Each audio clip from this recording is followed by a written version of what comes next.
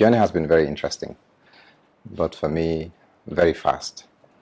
I knew that it was going to be successful, but I didn't anticipate it to be this successful and this fast, you know.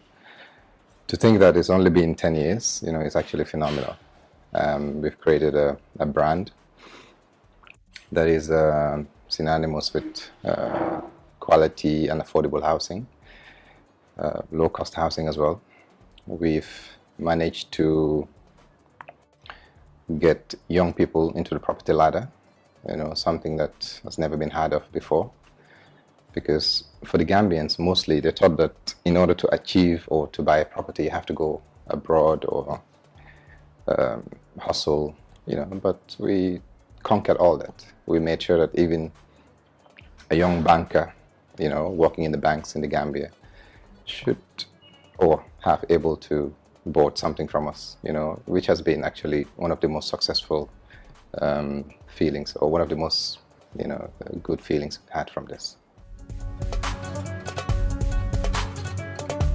I realized that in order to be truly successful, you somehow need to go beyond the borders of the Gambia. So for the company to gain strength and expand, you know, we needed to look beyond the borders. So Senegal, obviously, naturally, because of the language and the people, we've been there for almost 6 years now, and it's been a successful venture. You know, we've embarked on a lot of projects in Almadi, in Rufis, and now in Jamñajo, you know, Sangalkam and different areas.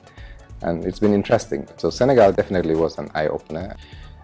Similar to Ghana. I mean, Ghana is one of those places where you can find $1 million properties, apartments for that matter, 1.5 and things like that. So the markets are completely different from what we're used to in the Gambia.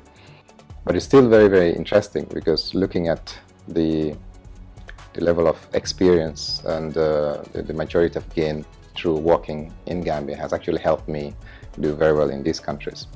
Because I think it's very important to have some sort of a reference point in your home country.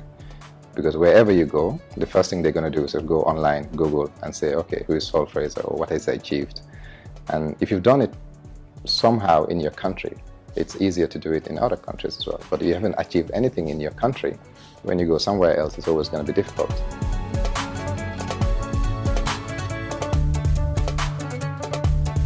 Over the 10 years, we've been involved in all sectors, you know, across, in terms of supporting. We've sponsored football teams, or soccer tournaments, musical events, other religious events. We've helped to build mosques, you know, cultures and things like that. So today, there isn't many or too many sectors who would come and say, we've never got support from Global Properties, or we've never done this and that. We've done a lot of stuff as Black Magic, but all of this could not have been possible without the support of Global Properties and Saul Fraser.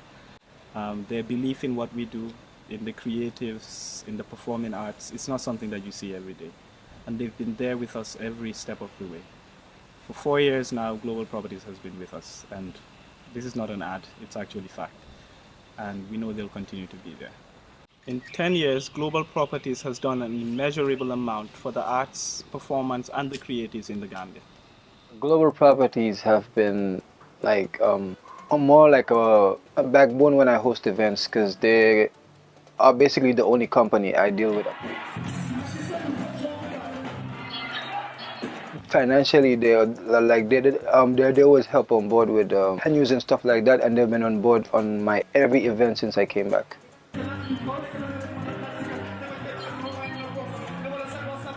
As much as I'm concerned and what I've been seeing in the music industry, like they've been like about everywhere, because no matter what kind of flyer you look at, there's always Global Properties kind of supported some way, you know.